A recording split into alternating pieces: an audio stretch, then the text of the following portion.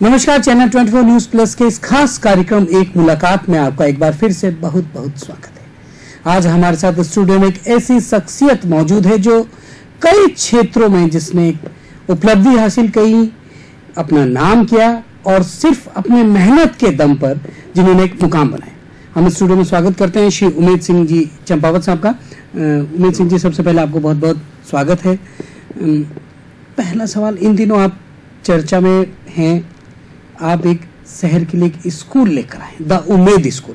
हम दर्शकों को बता दें, माता का थान में ये स्कूल इस सेशन से शुरू हो चुकी है, जहां एडमिशन स्टार्ट हो गए और स्कूल को लेकर काफी चर्चाएं हैं। जिस तरह की स्कूल की बात, एक कल्पना, एक आप होटल व्यवसाय से जुड़े रहे, आप राजनीति में भी सक्रिय रहे, आपने विधानसभा चुनाव लड़ा, ये सब बाद में बातें करेंगे, लेकिन एक स्कूल खोलना और एक एजुकेशन की तरफ आना, क्या उद्देश्य, क्या सोच रही?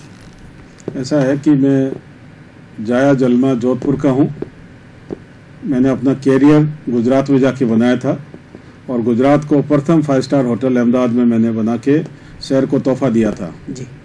फिर मैंने सेकंड जो होटल बनाया जोधपुर में बनाया था, वो भी प्रथम 5 स्टार होटल था जोधपुर का, और वो भी लस ग्रीन और 50 एकड़ लैंड में बना के पूरा किया था। अभी मेरा सेकंड चैप्टर है जोधपुर के लिए, जो टोटली सोशल सर्विस के लिए है, कि मैंने अपना कई तरह के मेरे पास बिजनेस है, कई तरह की अपॉर्चुनिटीज है, लेकिन मैंने अपने ग्रुप से, अपने डायरेक्टरों से रिक्वेस्ट करके कि जोधपुर में एक स्कूल होना बहुत जरूरी है, और स्कूल भी कैसा हो जो 50-60 एकड़ में हो, तो वो करके हमने 40 एकड़ में अभी स्कूल खोला है।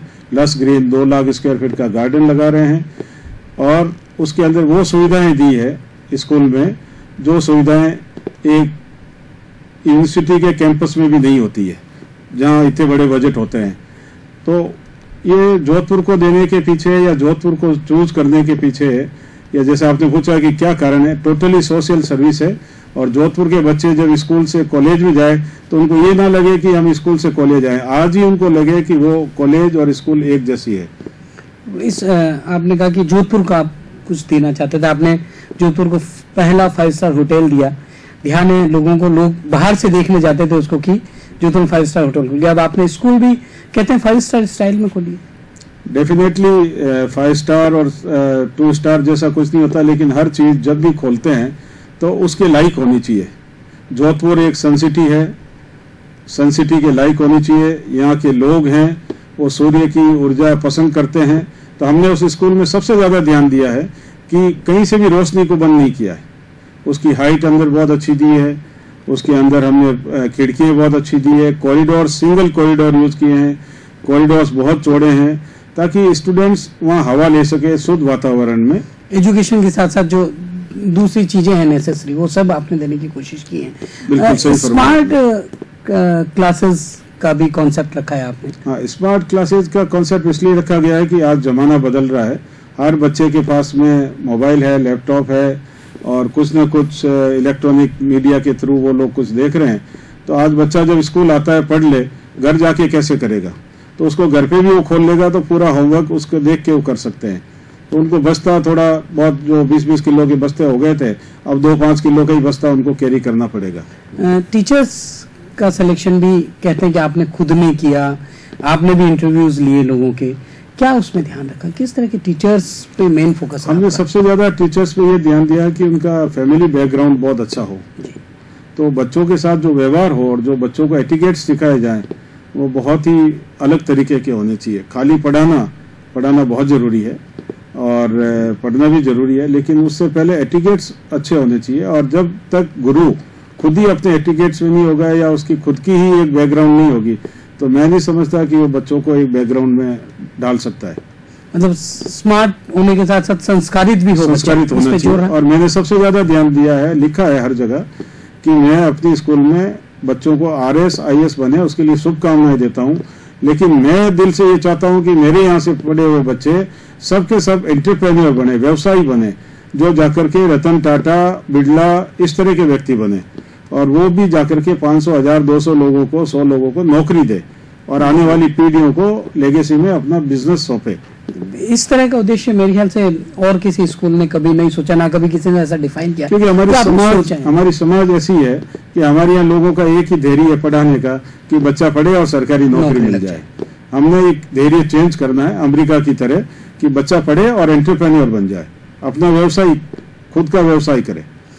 एक एजुकेशन के साथ साथ जो को करिकुलर एक्टिविटीज होती हैं, चाहे स्पोर्ट्स हो, उनमें भी आपका भी काफी, कई बार आपको भी हमने देखा है ट्रैक सूट में आप भी बिल्कुल फिट रहते हैं, और अभी भी आप फिट हैं। मैं रोज 12 किलोमीटर साइकिल चलाता हूँ। तो उस पर भी जोर दिया गया है स्कूल? उस पर जोर इतना दिया गया है कि 2 लाख स्क्वायर फीट की ग्रीन लस लॉन लगाई गई है, घास जी। उस घास में हम क्रिकेट एकेडमी बना रहे हैं, जो रियल क्रिकेट ग्राउंड होगा, जहाँ पर वे किसी भी तरह का मैच हो सकता है, इंडिया का कोई भी लेवल का, वो हम डेवलप कर रहे हैं। और मेरी इच्छा है, अंतरात्मा से इच्छा है कि वहां से बच्चे निकले और इंडिया टीम में जाएं, और उसके बाद वहां की कप्तान जोधपुर का हो, कोई इंडियन टीम की बात कर रहा हूँ, इस तरह की हम उनको व्यवस्था दे रहे हैं। एक आपकी सोच व्यवसाय बनाने की, लोगों को नौकरी देने की भी है, वहां के बच्चे करें, एक स्पोर्ट्स की तरफ भी ध्यान है आपका। तो इसको लेकर आपको कोई परेशानी वगैरह हुई, या एक जो मिशन आपने लिया, अभी भी ये कब सोचा था कि स्कूल चलानी है, स्कूल शुरू करनी है? देखिए, ये तो काफी समय 10 साल पहले से सोच थी जी कि जोधपुर को कुछ देना है और सोशल सर्विस करनी है, तो उसमें स्कूल से बढ़िया कुछ मुझे दिखा नहीं। और वही फिर हम अगर कोई दूसरा काम कर दें तो उसमें तो ठीक है, डोनेशन हो जाता है, लेकिन इसके अंदर हर साल, और अभी हमने 2 दिन पहले बेटी पढ़ाओ बेटी बचाओ का एक प्रोग्राम किया, आप लोगों ने उसको कवर भी किया था, और आपने देखा होगा कि हमने बच्चियों के लिए 50% फीस माफ की है इन एडमिशन फीस। बहुत बड़ा इनिशिएटिव। हम दर्शकों को बता दें कि जो उमेद सिंह जी साहब ने बताया कि 50% एडमिशन फीस बच्चियों के लिए पहले ही सेशन से माफ कर दी गई है। एक बहुत बड़ा इनिशिएटिव है। और आपने जो प्रोग्राम किया बेटी बचाओ बेटी पढ़ाओ का संकल्प भी वहां लोगों को दिलाया, उसमें जो लोग आए आपने देखा, उनमें भी काफी उत्साह था, हमने उसको कवर भी किया।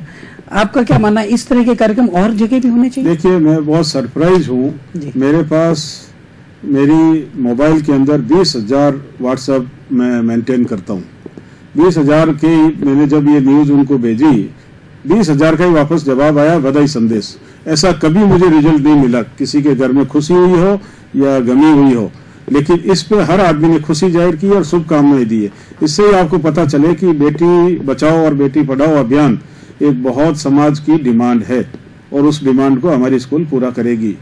और इस तरह के और क्या कार्यक्रम आपके मानस में हैं जो करने चाहिए स्कूलों में? फुटबॉल ग्राउंड बनाया है, और हर तरह का ग्राउंड बनाया, कोई ऐसी चीज नहीं है। साइकिल पोलो भी करेंगे, पोलो भी होंगे, राइडिंग भी होगी। ये चीजें तो हम उनको, मसल्स और शारीरिक फिट होना बहुत जरूरी है। आज की तारीख में बच्चे पढ़ तो रहे हैं, लेकिन शारीरिक लाथार्थ होते हैं, उनकी मसल्स टोन अप नहीं है, उनकी बॉडी उसके लायक नहीं है।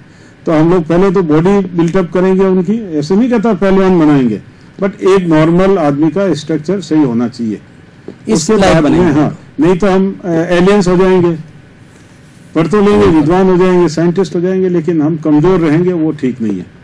तो सभी तरह का मतलब डेवलपमेंट की एक आपने एक पूरा इंफ्रास्ट्रक्चर इस तरह का तैयार किया है कि सभी तरह का डेवलपमेंट हो, उसका एजुकेशन का भी हो, उसके बॉडी में भी हो, स्पोर्ट्स में भी हो, और समाज के लिए भी उसमें कुछ ना कुछ एक आए भावना विकसित हो। बेटी बचाओ बेटी पढ़ाओ आपने किया, इसके अलावा और भी क्या सोचते हैं आप, क्या स्कूलों में करने चाहिए? क्योंकि देखा जाता है जो स्कूल है वो आज पूरी तरह कमर्शियल्स हो चुके हैं, दूसरे स्कूलों की मैं बात करूं तो आप उनसे हटकर किस तरह करना चाहते हैं? देखिए, हमने हटके सबसे पहले तो लोकेशन ऐसी चूज की है जहाँ एक हॉर्न नहीं होता है, रेलवे ट्रैक नहीं है, वहाँ पे कोई तरह की मिट्टी नहीं उड़ती है, वहाँ का वातावरण अपना अपना, आपने भी शायद देखी है, जहाँ तक मेरा मानना है, तो आप देखेंगे कि वो एक हेवन है वो एरिया। पहला वो है। दूसरी चीज हम उसमें और दूसरी स्कूलों में डिफरेंस ये है कि हमने बिल्डिंग को 1 टाइम कंस्ट्रक्शन खत्म कर दिया, जिससे वहाँ कोई भी डिस्टर्बेंस नहीं होगा। हर स्कूल के अंदर हर साल एक फ्लोर बनता है, और बच्चों के ऊपर मिट्टी गिरती है, और वो आप समझ सकते हैं उसका कारण। मतलब उद्देश्य साफ था, इसलिए आपने ये सब एक साथ करके 10 साल का विचार आपने कहा अब फलीभूत हुआ। जब स्कूल का आपने देखा पूरा स्ट्रक्चर खड़े हुए, इस साल से एडमिशन स्टार्ट किए, तो उस समय कैसा लगा आपको, कितनी खुशी? जैसे जैसे बन रही थी तो मुझे अपना सपना और मेरे ग्रुप का और मेरे जो भी साथी हैं उन सबका सपना साकार होता हुआ दिखा। और अब तो रियली अच्छा लगता है कि एक जोधपुर को जोधपुरी नहीं, मारवाड़ में इंफ्रा तो ऐसा किसी के पास नहीं है। और रही बात अगले साल जब रिजल्ट आएंगे तो हम साबित कर देंगे कि पढ़ाई में भी हम माहिर हैं। सीबीएसई पैटर्न रहेगा? सीबीएसई पैटर्न रहेगा। इसके अलावा आपने कहा कि 10 साल का सपना जब पूरा हो रहा था आपको खुशी हो रही थी, आज इस साल से शुरू भी होगा, अगले सेशन में आप जब रिजल्ट आएगा फलीभूत भी कर देंगे। एक जो सवाल आता है कि हर माँ बाप बढ़िया से बढ़िया स्कूल में अपने बच्चों को पढ़ाना चाहता है, उनके लिए आप क्या सोचते हैं? क्या ऐसा कुछ कर पाएंगे? ऐसा कुछ प्लान है? देखिए, बढ़िया और घटिया की कोई परिभाषा एजुकेशन में नहीं होती है। आपका एम क्या है? आपकी संस्था जो बनाई गई है, रियली वो एजुकेशन देना चाहती है या पैसा कमाना चाहती है? बिल्कुल, सबसे बड़ा सवाल। और रियली हमारी संस्था एजुकेशन बिल्कुल पैसे कमाने के लिए नहीं आई है। ये पूरा एक तरह का एनजीओ है और एनजीओ के अंदर इसमें हम लोग काफी लोग हैं और इसमें यही एक ही करके आए हैं कि धीरे धीरे धीरे करके आगे स्कॉलरशिप बढ़ा देंगे। टाइम ऐसा भी आ सकता है इस स्कूल का कि 80% बच्चे स्कॉलरशिप पे हो। प्रतिभावान बच्चों को उनके लिए ही है ये पूरा। पूर्ण रूप से आपको लगेगा अगले सालों में कि धीरे धीरे धीरे जैसे जैसे मार्क्स 80% आने लगेंगे बच्चों के, उन लोगों को स्कॉलरशिप हो जाएगी। इसका मतलब ये होगा कि हम लोग उनको पूरा सपोर्ट कर रहे हैं, फीस नहीं ले रहे उनसे। जोधपुर के जो लोग आपका भी इंटरव्यू देख रहे हैं, जो एजुकेशन से जुड़े हैं या जो अपने बच्चों को पढ़वाना चाहते हैं, उनको क्या संदेश देना चाहिए? देखिए, सभी से मेरी तो संदेश तो मैं क्या दूंगा, सब लोग विद्वान हैं, सबके बच्चे अभी कहीं पढ़ रहे हैं या पढ़ने की तैयारी कर रहे हैं। मदर फादर से एक रिक्वेस्ट जरूर करूंगा कि एक विजिट करें और जो मैंने प्रयास किया उसको देखें और फिर उसकी सराहना करना या उसको सेलेक्ट करना या नहीं करना उनका विचार है। बट ऐसा मौका उनको नहीं चूकना चाहिए, क्योंकि बच्चों की ऑक्सीजन मिलना जरूरी है, पढ़ाई होना जरूरी है और मसल्स टर्न अप होना जरूरी है। तीनों चीजें आपको वहां मिलेगी। वेल डिसिप्लिन मिलेगा। अजमेर मिलिट्री स्कूल में मैं पढ़ा था तो मेरा सपना था कि मिलिट्री स्कूल जैसा डिसिप्लिन होना चाहिए, तो मैं मिलिट्री स्कूल से ही एक वाइस प्रिंसिपल साहब भी लाया हूँ, मिस्टर गहलोत साहब, जो पूर्ण रूप से लगे हुए हैं और मुझे पूरी आशा है। और इसी के लिए मैंने जनरल साहब को भी बुलाया था इनवाइट करके कि स्कूल की नींव भी डिसिप्लिन पे रखी जाए।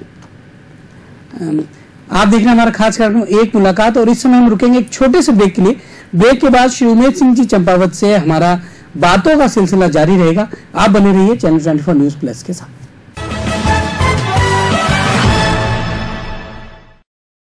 पेश है 10 डिजिटल केबल और डीटीएच का मुकाबला। ये है डीटीएच की पिक्चर क्वालिटी एकदम साफ और ये है 10 डिजिटल केबल की पिक्चर क्वालिटी, ये भी एकदम साफ। पर ये क्या, 10 डिजिटल केबल के साथ पैसों की बचत भी।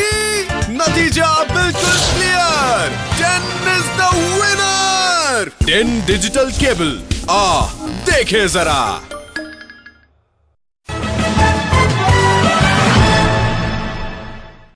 ब्रेक के बाद आपका एक बार फिर से स्वागत है। आप देख रहे हैं हमारा खास कार्यक्रम एक मुलाकात, और आज हमारे साथ स्टूडियो में श्री उमेद सिंह जी चंपावत, जिन्होंने जोधपुर का पहला 5 स्टार होटल दिया और अब जिन्होंने जोधपुर को एक ऐसे स्कूल दिया है जहां सभी तरह की इनका साफ कहना है कि ये हम पैसा कमाने नहीं आए, हम बच्चों को डेवलप करने के लिए, जोधपुर के लिए कुछ करना चाहते हैं, वो ये करने के लिए स्कूल आए। और हमने ब्रेक से पहले स्कूल के बारे में बात की और दूसरी बातें करते हैं। आप राजनीति, मेरा जो पहला आपसे परिचय हुआ था वो एज राजनेता के रूप में हुआ था और आप उस समय सोनिया गांधी जी से मिल के आए थे दिल्ली, मेरे को याद है जब मैंने आपसे बात की थी।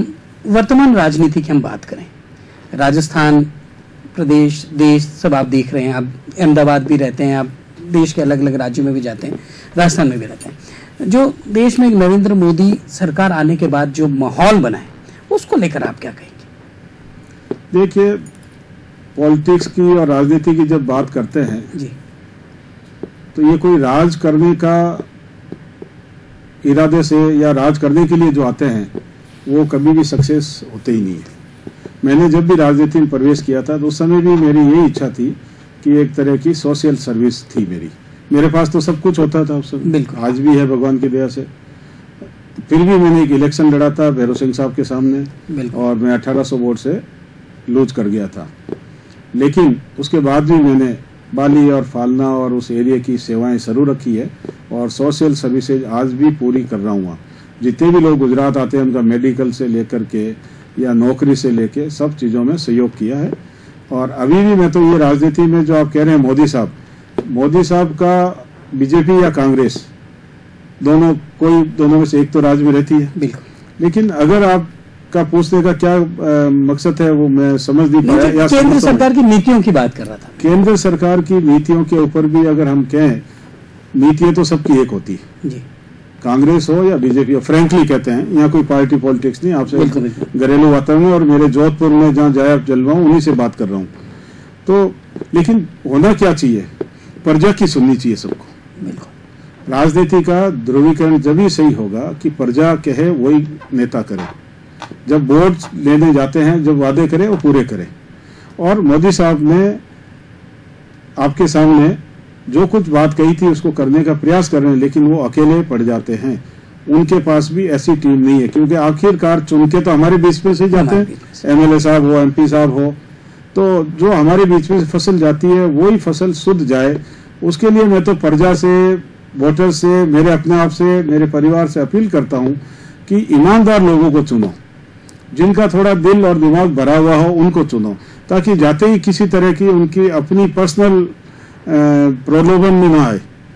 हमने आपको देखा, आपने भी बताया कि भैरव सिंह जी शेखावत साहब जैसे धुरंधर राजनीतिज्ञ से आप 1800 वोट से आ रहे थे, उसके बाद भी आप कहते हैं कि आपने समाज सेवा जारी रखी, आप कर भी रहे हैं, स्कूल भी आपका उसी का एक हिस्सा है, आपने खुद ने कहा। लेकिन फिर से कहीं सक्रिय राजनीति में आने की कभी इच्छा हुई? देखिए, अभी मैंने कुछ सामाजिक स्तर पे भी कार्य किया है जी, जिसमें मेरे को राजपूत समाज ने इकट्ठा होकर के राजस्थान का प्रदेश अध्यक्ष भी बनाया है। बिल्कुल। तो वो भी एक समाज सेवा ही है, वो कोई राजपूत समाज के लिए नहीं है। राजपूतों के द्वारा 36 कौम की सेवा करने का संकल्प है जी। ये कोई एक कास्ट के लिए नहीं लिया मैंने जिम्मा।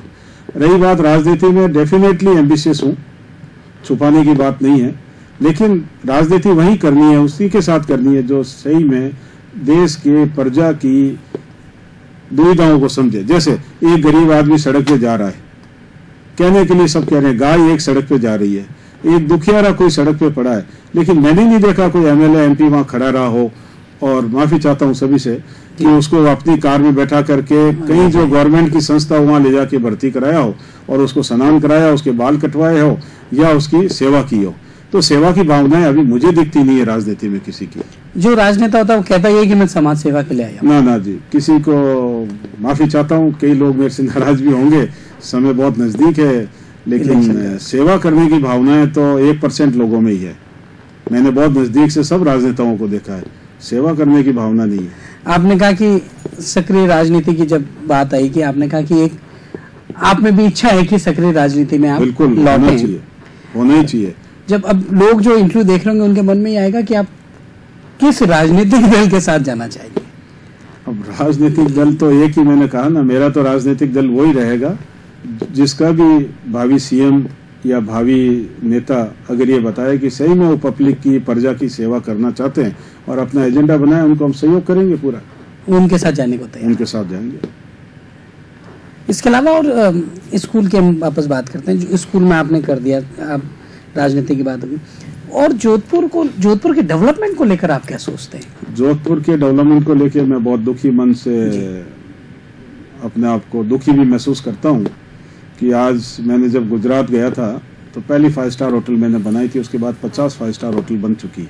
बिल्कुल। जोधपुर में जब मैंने होटल पहली बनाई थी तो अभी तक यहाँ सिर्फ 8 या 7 होटलें ही 5 स्टार होटलें हैं।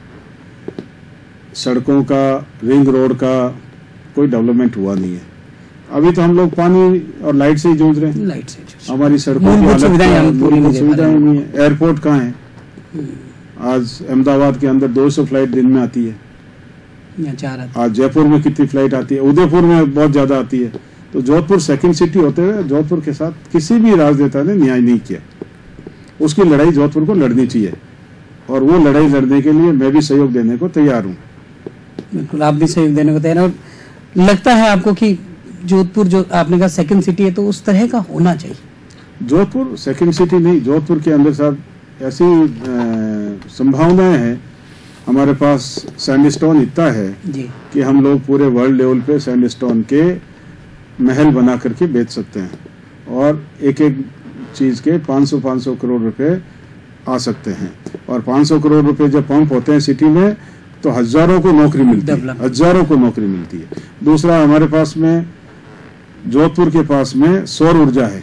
बिल्कुल, सौर ऊर्जा का अगर हम उपयोग करें तो जोधपुर से जो पैसा बाहर जा रहा है इलेक्ट्रिक बिल में, कोलसे में, वो जाना बंद हो जाए तो यहाँ का पैसा यहाँ रहेगा, तो आप समझ सकते हैं हजारों लोगों को और काम मिलेगा।